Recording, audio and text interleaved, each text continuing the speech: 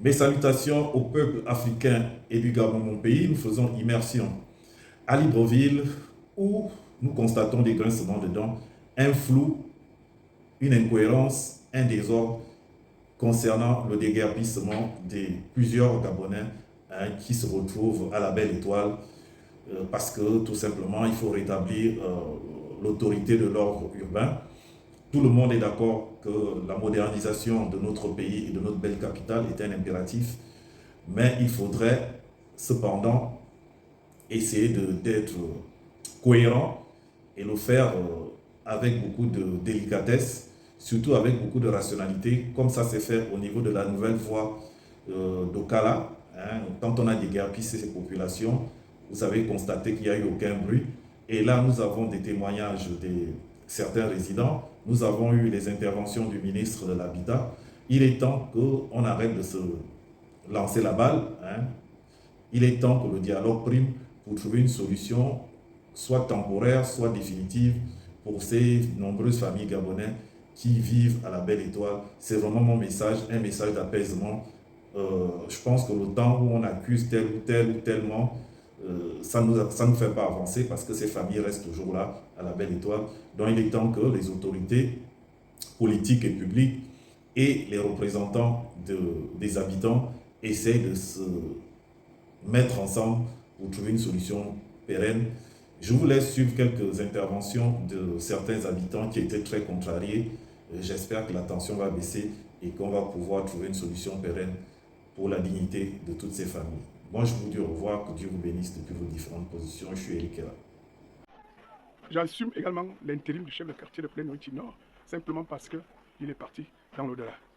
Autrement dit, quand j'ai rencontré le ministre de l'Habitat avec le collectif de Plaine-Noirity, le ministre de l'Habitat, je l'ai suivi au plateau spécial, là où il dit que le chef de quartier est parti lui montrer un petit nombre qui date depuis 2015, qui date de 20 personnes.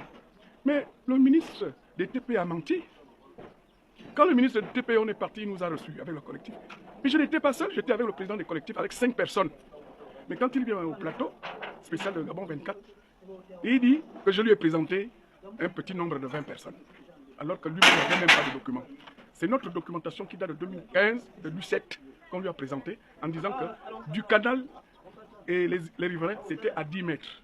De ces 10 mètres, le centre de Plaine-Noirity n'a jamais été indemnisé. C'est question de casser derrière, de casser chez Majos. Alors que nous savons que chez Majos, vous allez voir qu'il n'y a aucun numéro, aucune marque en ce qui concerne l'ANUTT, c'est parce que c'est l'ANUTT qui est responsable de l'opération. Et eux, ils viennent directement casser. On ne sait pas à qui, ou effectivement d'où viennent les ordres. Donc, les ordres que reçoit effectivement le colonel Agaya. Je ne peux pas le faire. Je dois reconnaître que telle ou telle autorité est passée et m'a donné telle ou telle information. Je prendrai note. Mais ce n'est pas le cas. Moi, je vous assure que c'est quand l'appel commence à casser la maison de mon voisin que moi, je m'habille chez moi que, c'est quoi le bruit que j'entends dehors? Après, je croise les militaires. Oh, monsieur, sortez parce que, sortez pour aller où? Allez, sortez. Je vous assure que je ne suis au courant, en tant que riverain, en tant qu'habitant du coin, je ne suis au courant de rien en ce qui concerne l'information. Notre administration faute par l'absence de communication. Mais il ne communique pas, c'est fait à dessein, c'est pour créer le flou. Et une seule personne qu'on devrait détester, c'est Oligui Nguema. Et chacun son agenda politique. Si par exemple, l'État débourse 100 millions pour qu'on puisse déguerpir 100 familles, ils prennent 30 millions pour 30 maisons, ils cachent 70 millions.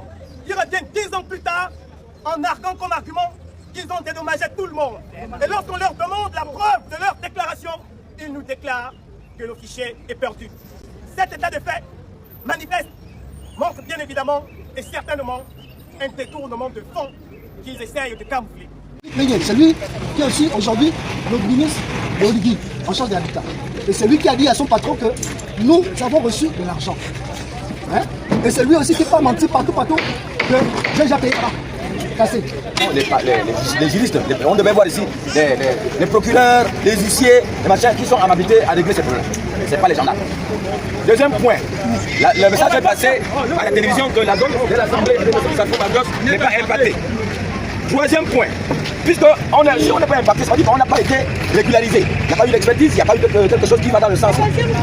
On n'a pas sur le terrain un administrateur. Parce que pour commencer cette opération, il faut premièrement l'administration.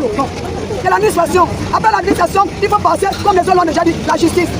Mais ils ne communiquent pas. L'ANITC ne communique pas. C'est à nous d'aller d'abord. Le ministre de l'Habitat est venu ici.